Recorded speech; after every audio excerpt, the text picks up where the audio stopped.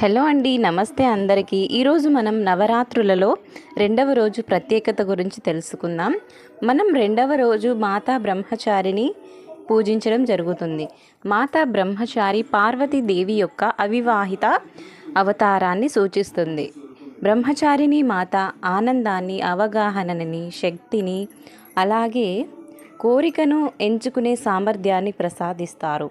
మాతను బెల్లంతో చేసిన పదార్థాలతో పూజించడంతో మాతకు ఎంతో సంతోషం కలిగి కోరికలు తీర్చే అవకాశం ఉంది.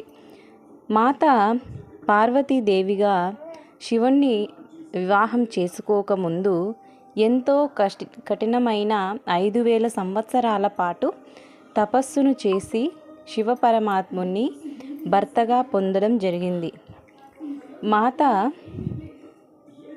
నవదుర్గలలో ఒక అవతారం. ఇది రెండవ రోజు ప్రత్యేకత.